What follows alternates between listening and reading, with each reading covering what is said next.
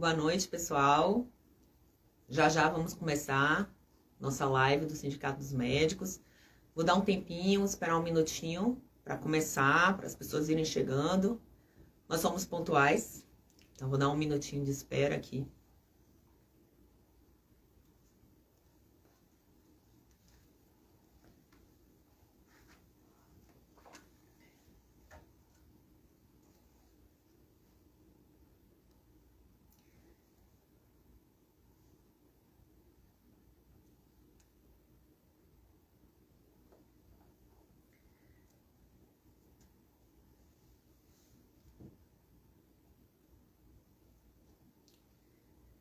Botei um. Vou começar, já tem gente aí. Boa noite, pessoal.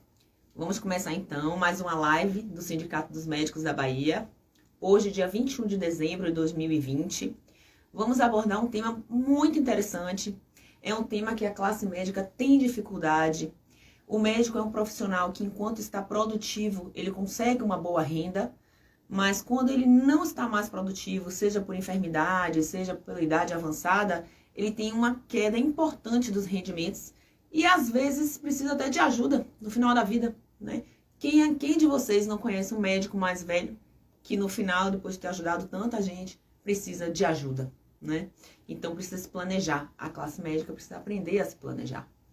Hoje, o nosso bate-papo vai ser com o Ângelo Dantas. Ângelo é formado em administração de empresas, é especialista em finanças corporativas, é professor universitário. Ângelo é sócio da Profit, que é uma empresa de consultoria empresarial, e também é assessor financeiro credencial da XP. Ângelo vai aqui ajudar a gente com algumas dicas, tá?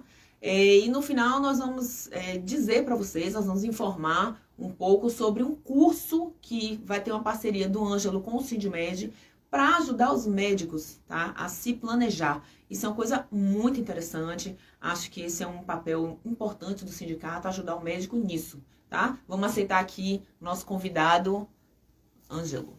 Deixa eu achar. Ele não pediu ainda. Desce um pouquinho. Acho que ele não pediu ainda, não. Sobe. Agora peça pra... Aí. Agora.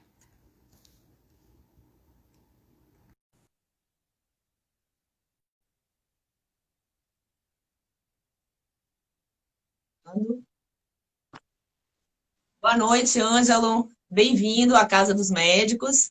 Nós vamos contar aqui com toda a sua expertise para ajudar a nossa classe, tá? Obrigada por aceitar o nosso convite.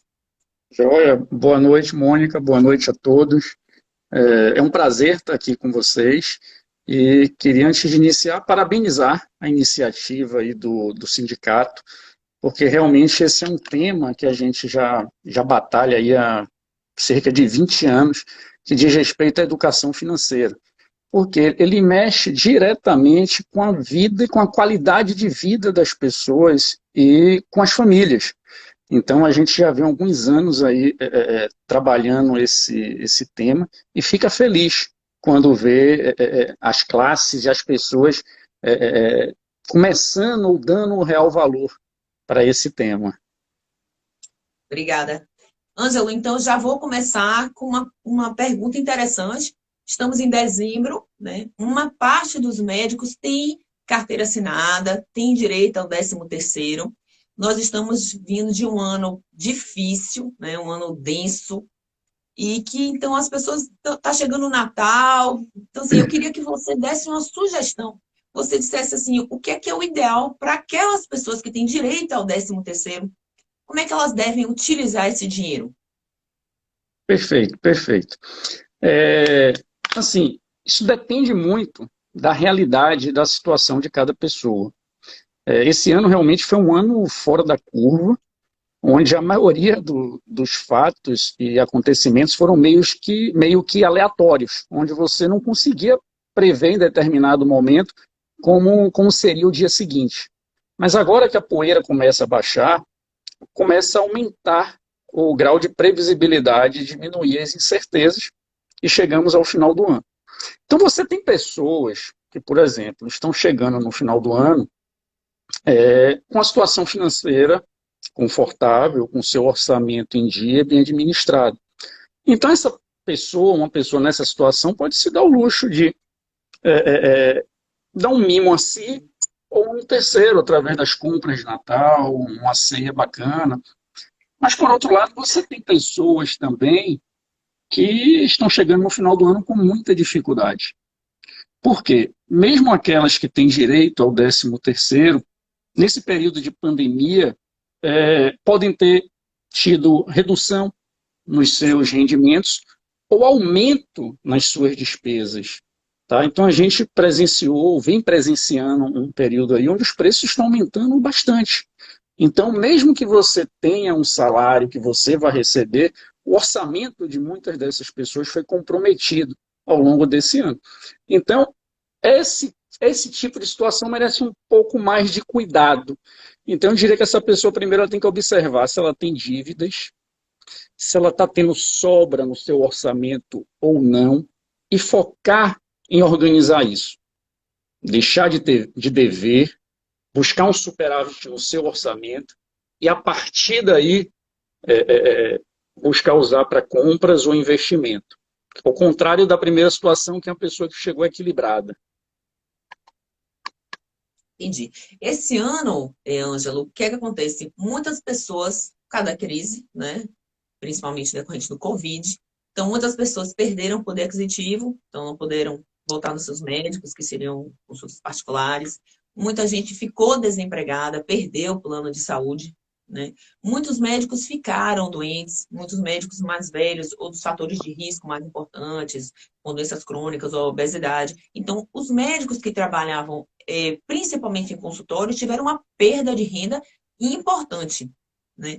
Então, os custos familiares, na maioria das vezes, as famílias que têm médicos ajudam a sua família, né? São a base, são o sedimento ali daquela família e ajudam muitas pessoas, né? Uhum. Então, assim, as pessoas, o médico que hoje ele tem dívida, então ele tem dívida. Eu já não estou nem falando do 13º mais, porque acredito que quem tem dívida não está gastando 13º em presente, né?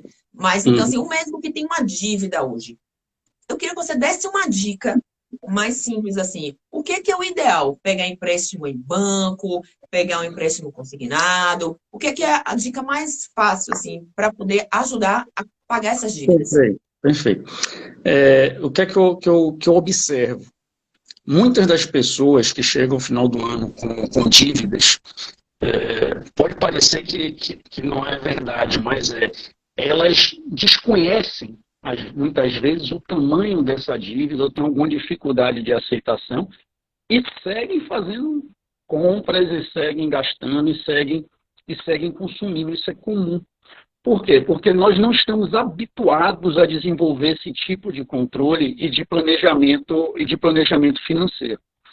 Então, o primeiro passo é levantar o que essa pessoa tem de dívida, ou seja, se é uma dívida no cartão, se é uma dívida no cheque especial, se é uma dívida no crédito consignado, por exemplo, se ela for uma pessoa assalariada ou já for uma pessoa aposentada, pensionista. Por quê?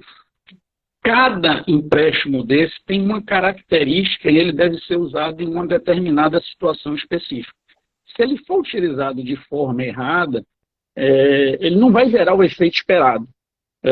Eu costumo comparar, às vezes, com um medicamento. Se você usar o medicamento errado para determinada necessidade, ele não vai gerar o resultado esperado, pode até agravar aquela doença. Do ponto de vista de gestão das finanças, é a mesma coisa. Então, o primeiro passo é identificar.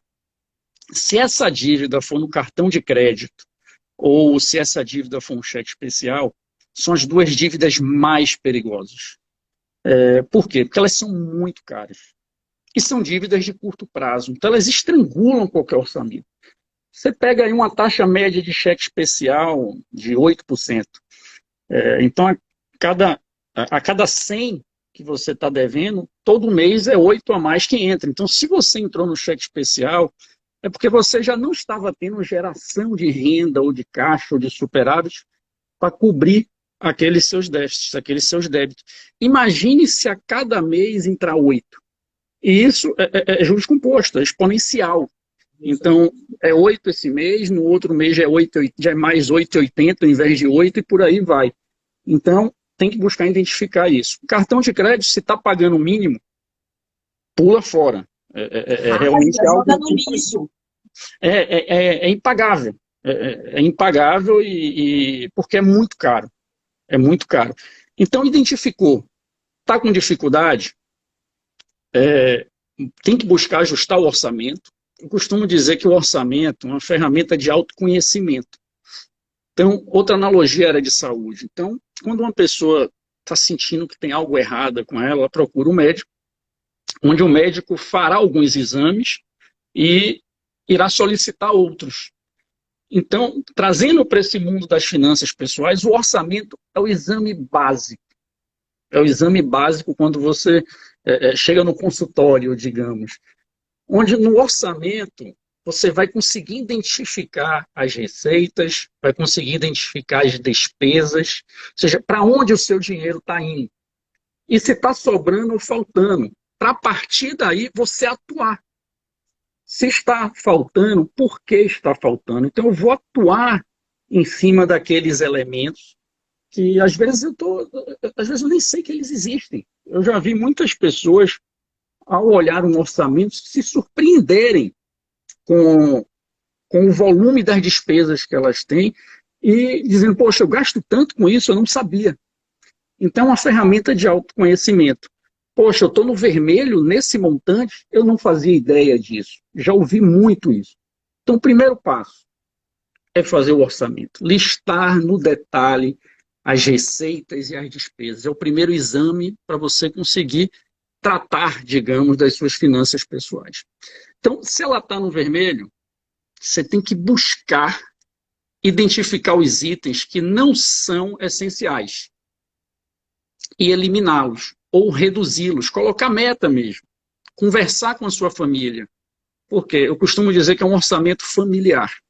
Você não pode cuidar de um orçamento familiar sozinho. É necessário o engajamento de todas as pessoas envolvidas naquela família. Atuou. Conseguiu, na última linha lá, transformar o vermelho no azul. Pronto.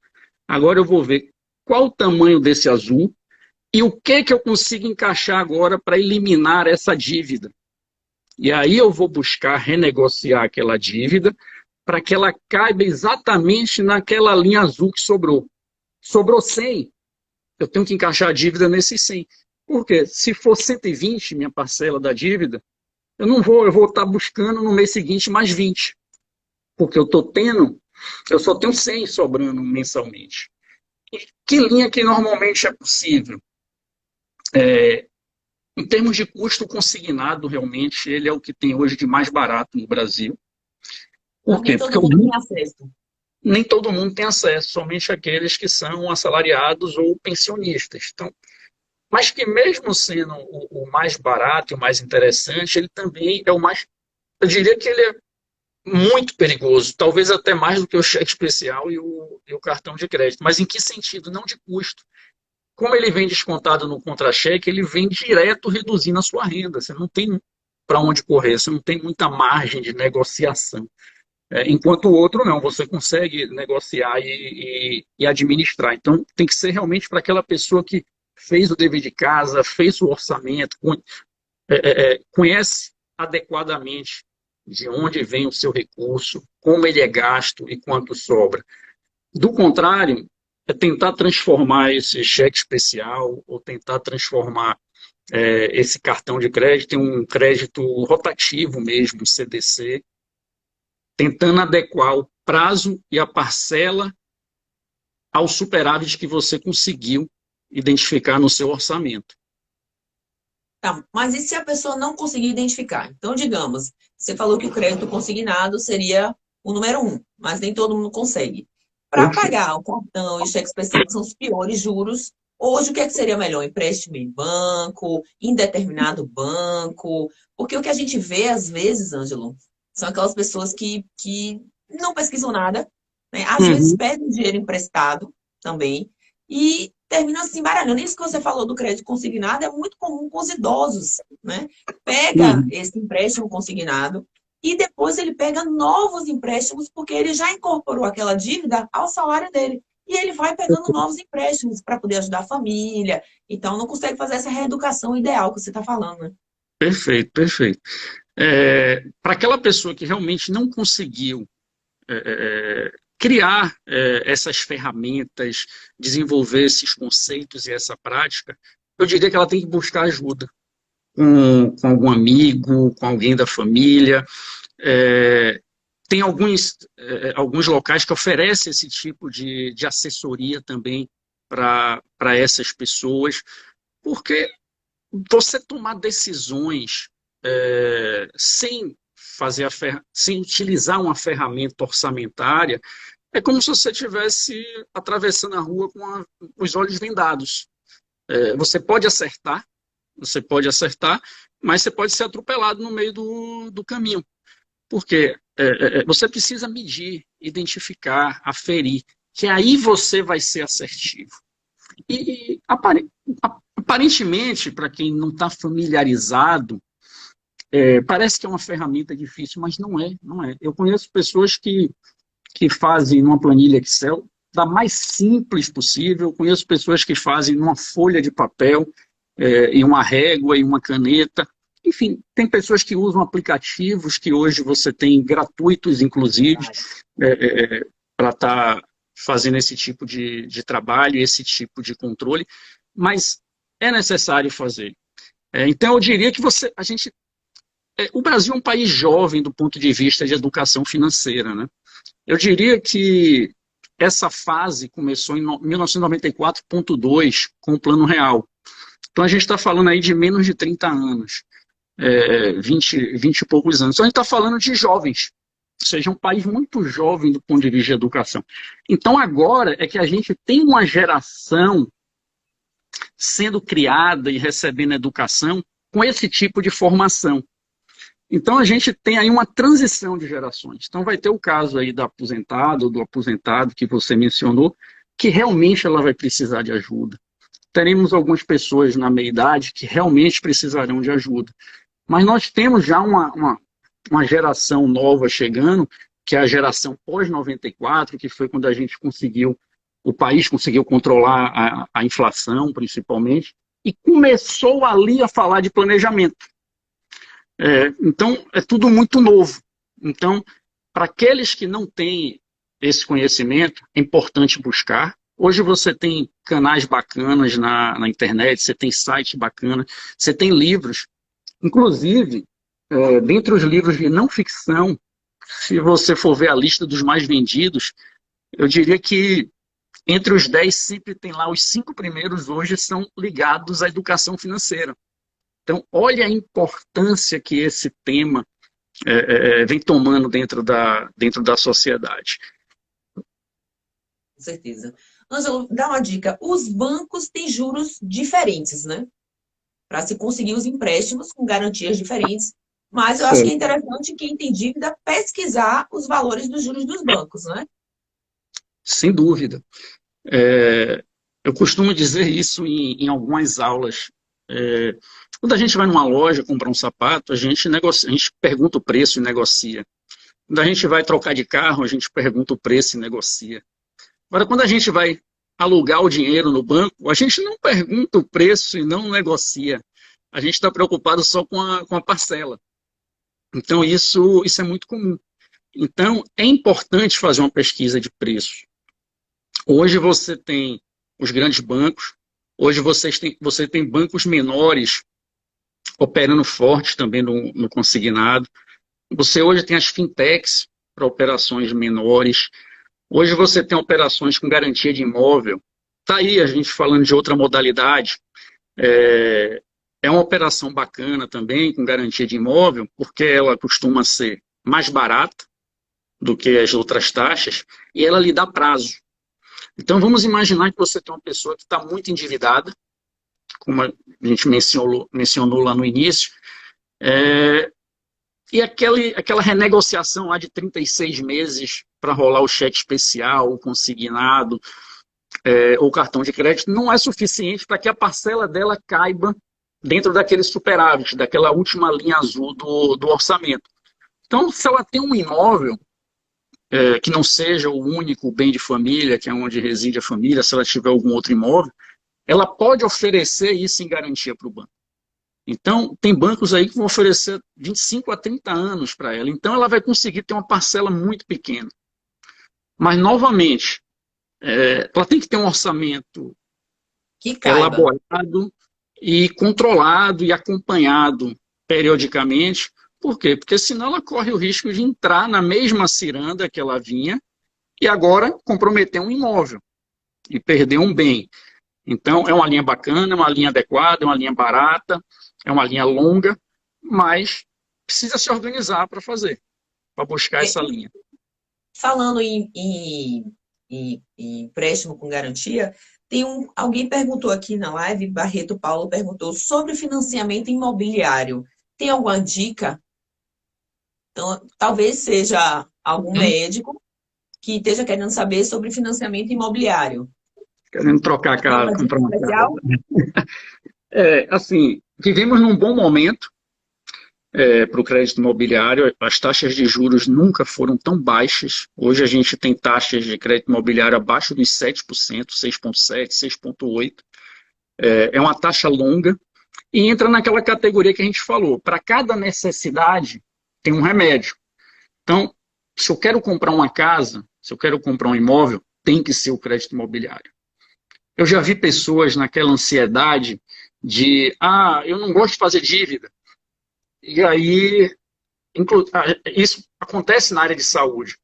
Eu vou dar mais plantão, vou correr aqui, vou conseguir gerar uma renda maior e vou comprar isso aqui na planta. Não vou pegar o crédito imobiliário. Só que no meio do caminho, ela pode ficar doente, ela pode ter um outro problema e estrangulou o caixa dela. E aí começa a entrar no cartão, começa a entrar no cheque especial, começa a entrar no CDC, quando, se desde o início ela tivesse planejado aquela compra e usado o remédio adequado para aquela necessidade, ela compraria a casa dela e seguiria a vida dela sem problema. O momento é muito propício para o crédito imobiliário. Agora, eu não posso partir para um projeto de mudar de casa se eu estou com um problema aqui de cartão ou de cheque especial de dívidas para ser equacionadas. É uma coisa de cada vez. Até porque quando a gente fala de imobiliário, a gente está falando de um projeto de muito longo prazo. A gente está falando de 35 anos até, tem linhas hoje. Então não é algo para o ano seguinte, é algo para uma vida. E que é um custo grande, né?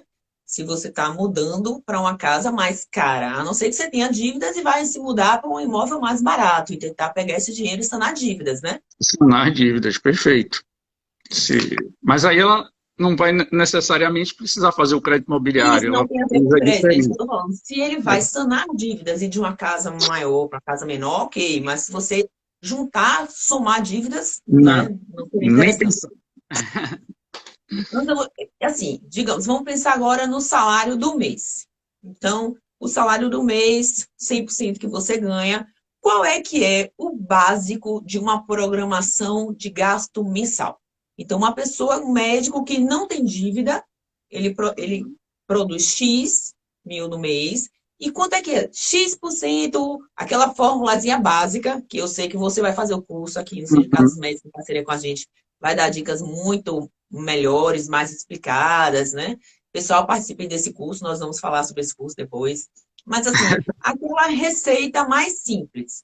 Uma pessoa que tem um salário, quanto é que ela deve gastar com lazer? Quanto é que ela deve guardar para as emergências? Quanto é que deve X% para a escola, para a educação das crianças, material escolar? Como é que é esse percentual? Perfeito. Eu não costumo trabalhar muito com essa questão de percentual. Eu gosto mais de trabalhar com a questão mais individualizada, porque essa questão de individualizar e atribuir percentuais não é como uma receita de bolo. Eu costumo estabelecer primeiro 4 pilares básicos que a pessoa ou a família deve ter. Primeiro é alimentação, moradia, educação e saúde. Esses são os 4 pilares. A partir daí você vai construir o seu prédio. Então eu vou identificar o que eu estou ganhando hoje é suficiente para custear isso, para financiar isso para minha família, para dar essa segurança, para montar uma base sólida para a partir daí eu me desenvolver? Se sim, ótimo. Quanto isso consome? Aí que eu começo a entrar na questão dos percentuais. Eu diria o seguinte, para você ficar confortável, você deve conseguir investir mensalmente pelo menos 20% da sua receita. Pelo menos. Então você financiou esses 4 pilares. Sim. A partir daí, cada um constrói a sua casa com aquilo que lhe dá mais conforto, com aquilo que lhe dá mais prazer.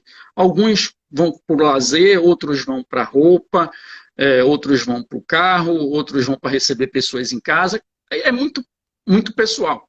Desde que crie um hábito, é a meta de 20% da sua renda todo mês você investir. Por que isso? Porque se eu estou investindo, amanhã se eu vou trocar de casa, eu vou precisar financiar menos. Se amanhã eu for trocar de carro, eu vou financiar menos. Se amanhã vir o Covid-21 e meu consultório fechar, eu tenho essa reserva para segurar as minhas despesas por 2, por 3, por 4 meses, como a gente viveu agora. Então, a reserva é muito importante. Então, eu não gosto de estabelecer, gaste 10 com lazer, gaste 10 com... Tenha os pilares. Sim. Isso não pode faltar. Sobra 20 lá no final. Nesse intervalo, gaste com aquilo que você gosta, que vai lhe fazer ser feliz. Pode tomar o cafezinho diariamente, pode comer uma pizza no final de semana, que não tem problema nenhum. Muito bom. E com certeza esses pilares, além de serem os mais importantes, são o que mais vão consumir o dinheiro. Como você falou, tudo aumentou. Tudo aumentou. Hoje eu fui fazer um lanche no shopping, sentei, comi uma fatiazinha de uma torta salgada, tomei um suco, eu paguei R$ 35. Tudo aumentou. Tudo aumentou. Tudo aumentou. Então, vai precisar que as pessoas... e o médico, Ângelo, ele tem o seguinte... O médico, às vezes, ele consegue trabalhar, ele precisa ganhar mais. Então, ele vai dizer assim, poxa, esse mês eu tô com dívida tal, eu vou trabalhar mais. E nesse vou trabalhando mais, que ele tem essa margem de horas, tá? Não vou nem falar mal, porque tem profissões que não conseguem fazer isso. Mas o médico consegue. Só que nisso ele vai adoecendo com o passar do tempo. Porque como ele não se programa, aí ao invés de dormir 5 noites em casa, ele começa a dormir 4. Depois ele começa a dormir 3. Ele começa a dormir 2, daqui a pouco ele está trabalhando 5 noites na semana. Fica doente. E depois, lá na frente, esse dinheiro que ele ganhou naquele mês, ele vai deixar de ganhar porque adoeceu. Ou porque está com depressão, ou porque está com burnout, ou porque teve um acidente. Entende? Então, eu acho interessante essa programação. Perfeito, perfeito. Esse ponto aí que você abordou é muito, muito importante. Porque é justamente isso que acontece com a classe média. E eu vou além. Alguns deles começam a condicionar os seus projetos, as suas aquisições a isso. E já vi muito acontecer. Eu vou ali, vou trocar de apartamento. E aí começa a ficar sem dormir, porque trocou, e começa a pegar excessivamente uma jornada de trabalho maior, plantões em quantidade maior, e são seres humanos. Então começa a afetar o corpo e a mente, a sequela vem depois. E não só isso. Tem momentos que você consegue controlar essa relação. Eu preciso trabalhar mais, então eu vou buscar plantão extra. Mas tem momentos que você não vai conseguir. Tem momentos, eu vou ter que fechar meu consultório porque veio uma pandemia.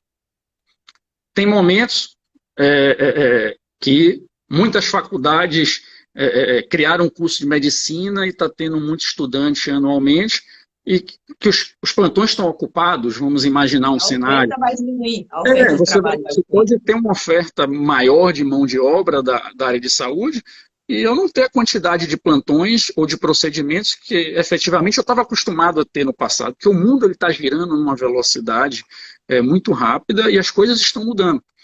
Então, se como médico ele cuida tão bem ali do paciente, cuida tão bem da vida das pessoas, por que não dedicar um momento também para que ele possa cuidar ali da vida dele, do planejamento financeiro dele, do orçamento dele, dos projetos dele, conversar sobre o tema com a família dele, porque não tem jeito. Eu costumo dizer o seguinte, todos os nossos sonhos e projetos passam por uma decisão financeira.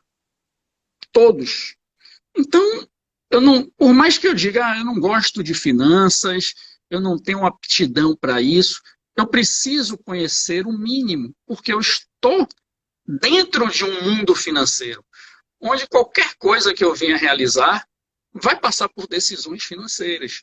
E se eu tomar decisões erradas, vão ter sequelas negativas, eu vou ter problemas. Ao invés de realizar sonhos, eu vou ter pesadelos. Com certeza. E eu acho que nesse pilar, Ângelo, que você falou, que eu achei super interessante, eu acho que no pilar saúde tem que estar incluído alguma coisa para a saúde mental.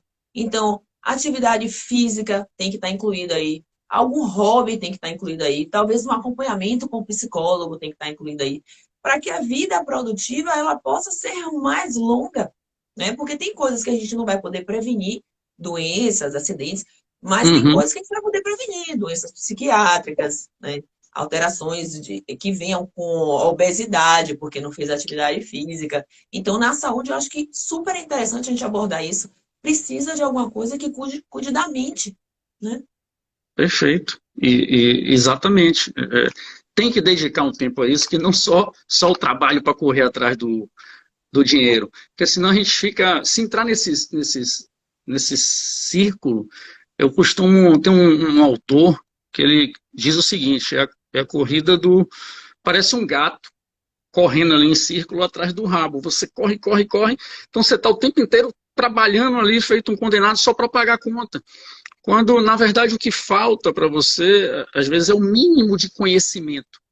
E as repercussões são grandes. Você falou aí de questões na saúde, que são verdade, mas eu foco muito na questão da família também, que a família é a base, né, de toda a sociedade, onde tudo começa. Mais de 70% dos divórcios, eles ocorrem após crises financeiras dentro de casa. Quando você está ali vivendo um padrão, vivendo uma rotina, de repente você quebra. De repente você reconhece que você está muito endividado. Então isso leva uma instabilidade para o lar, isso leva a depressão, isso leva a restrições, isso leva a briga e acaba destruindo a base da sociedade, que é a família. Então as repercussões para quem não busca realmente conhecer um pouco mais desse mundo financeiro, dessa arena que eu costumo dizer que é nossa vida e nossa dinâmica do dia a dia, as repercussões são enormes, são muitas. E aí, pensando nisso, Ângelo, vem aí 2021. Então, é um ano que a gente imagina que vão ter as consequências do desemprego, né? De uma crise. Então, assim, como é que se imagina, o que é que você imagina que virá? O que é que vocês têm em mente, vocês do mercado financeiro? O que é que vocês esperam para o 2021? E como é que a gente deve se situar? Então, assim, guardar 20%, que você deu essa dica básica, né, para ter um investimento, ter alguma segurança. Mas como é que a gente deve mexer com os gastos? O que é que a gente espera para 2021? Olha, a expectativa é que seja um ano muito melhor do que foi 2020, né? Ninguém merece ter outro 2020 pela frente, mas ainda assim é um ano de muita incerteza. Teremos aí desemprego, teremos dificuldades, mas também teremos, com fé em Deus, a vacina funcionando, as pessoas voltando a viverem plenamente as suas vidas. O que eu espero é que 2020 tenha servido de aprendizado, e como um ponto de virada para que a gente possa fazer coisas que não fazíamos. Vamos trazer aqui especificamente para o ambiente financeiro, para a gente não entrar em outras questões. Então, aquele médico que tem um consultório, começar a olhar questões no consultório que ele não olhava. Por exemplo, eu tenho uma gestão dentro do meu consultório, eu olho o meu consultório como uma empresa, eu tenho controles sobre aquilo, eu monitoro os meus contratos. Como é que eu vou posicionar o meu consultório e a minha atividade dentro do novo cenário de consolidação que a gente vive? E na medicina não vai ser diferente.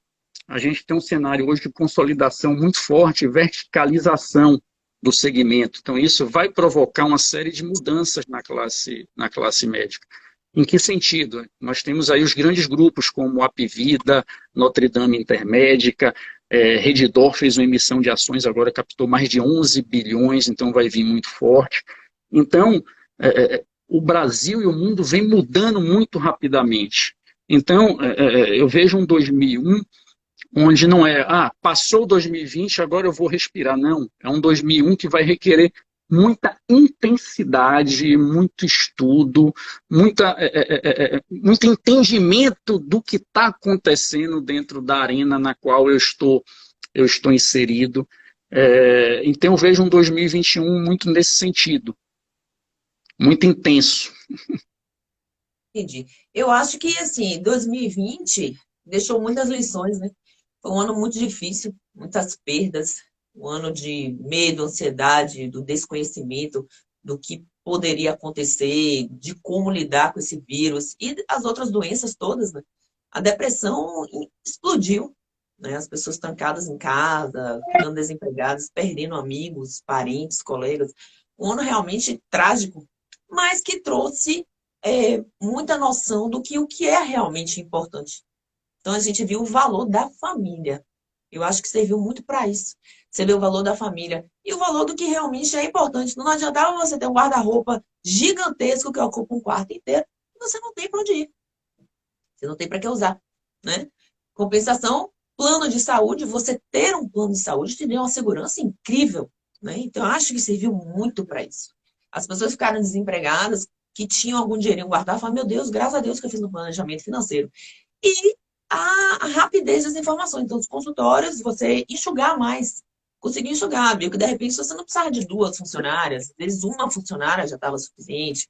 Ou você passou a ver que você tinha uma estrutura muito grande, que às vezes não era necessário, mudar para um consultório menor, né? E acho que serviu para muitas coisas, como você está falando. Acho que 2021 vai pegar esse lado aí, alguma coisa positiva dessa tragédia toda, né?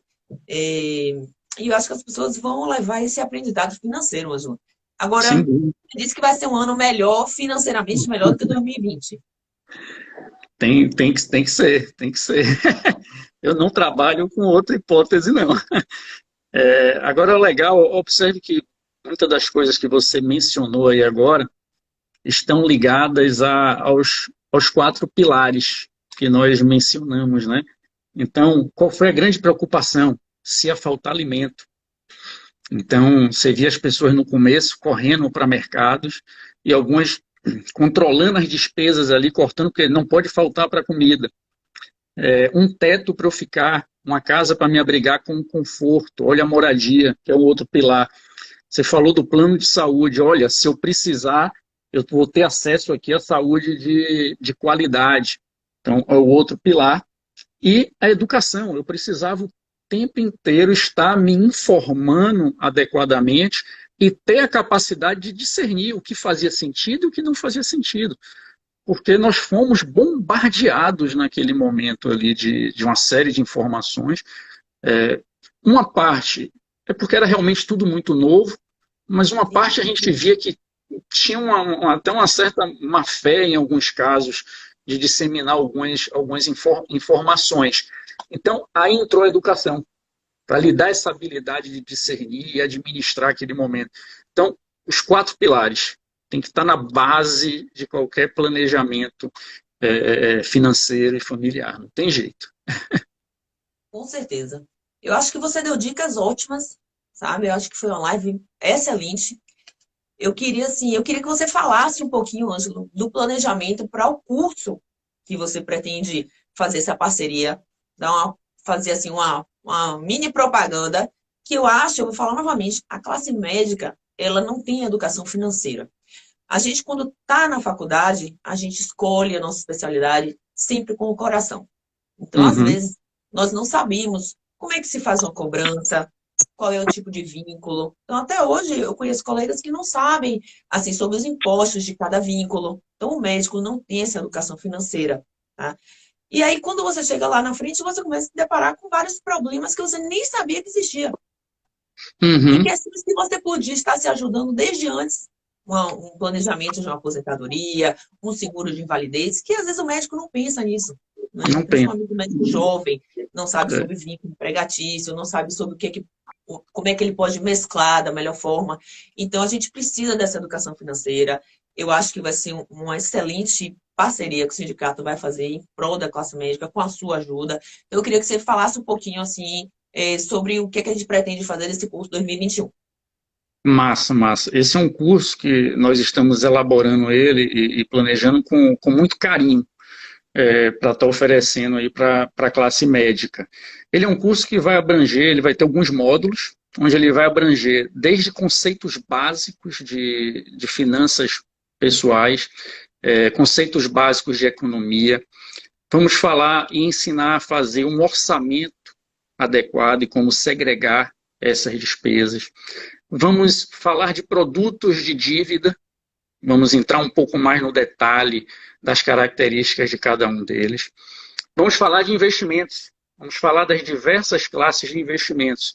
Outro dia mesmo eu estava conversando com um médico e ele falou, Ângelo, lá na minha corretora eu recebo lá uma série de e-mails, informações, mas eu não sei o que é aquele monte de letra, aquele monte de sigla. Então vamos trabalhar, vamos falar um pouco de planejamento para aposentadoria. Então nós vamos segregar esse planejamento em curto prazo, em médio prazo, em longo prazo. Para aqueles que têm filhos, vamos falar um pouco desse planejamento para o desenvolvimento, para a faculdade dos filhos, como os americanos e europeus trabalham, e a gente está caminhando nessa mesma direção. Então vamos falar de todos esses temas. E no final vai ter uma cerejinha do bolo, que vai ser um módulo só de ações, mas aí já é para quem cumprir todos os módulos anteriores, vai chegar nesse módulo para a gente falar só de investimentos em renda variável. Então vai ser um curso bem bacana. A gente deve ter aí 3 módulos e no final esse quarto aí que a gente vai falar de ações, que é um tema que está muito em evidência. Joia, muito bacana. E assim, o médico que for sindicalizado vai ter um valor diferente para o curso, tá? Para estimular a sindicalização, porque o Sindicato dos Médicos precisa de apoio, precisa de financiamento para poder fazer todas as gestões aqui dentro. Então, eu queria agradecer, Ângelo. Adorei nosso bate-papo, muito bacana. Tenho certeza que isso aqui vai ser um atrativo para as pessoas virem estudar com você, aprender com você, a fazer seus investimentos. Quem tem dinheiro sobrando, quem tem dinheiro faltando, venha se programar, sempre é tempo, né? Então, se você for deixando para depois, esse tempo nunca chega. Então, Perfeito. tentar se programar para 2021, venham para cá, que a intenção do sindicato é ajudar a esclarecer, para que o médico não tenha problemas lá na frente, ou no presente, se ficar doente. Né? E saber colocar, guardar seu dinheiro, investir e fazer o dinheiro render, né? Já que a gente trabalha tanto. Né? Perfeito. Então é É isso, tão muito difícil obrigada. ganhar dinheiro, né? É tão Hã? difícil ganhar que quando sobra a gente tem que cuidar bem dele. Isso, exatamente. Saber do seu perfil, como é que você investe melhor, o que é que te faz confortável para não perder dinheiro, né? Perfeito. Então é isso, pessoal. Queria agradecer. Obrigada, Ângelo. Para quem assistiu a live, muito obrigada pela participação. Divulga essa live, vai ficar disponível na página do Sindicato dos Médicos no nosso Instagram. E eu queria dizer que 2020 realmente foi esse ano muito difícil, um ano de ansiedade, um ano de perda, esse vírus que destruiu tantas vidas e outras doenças e a violência.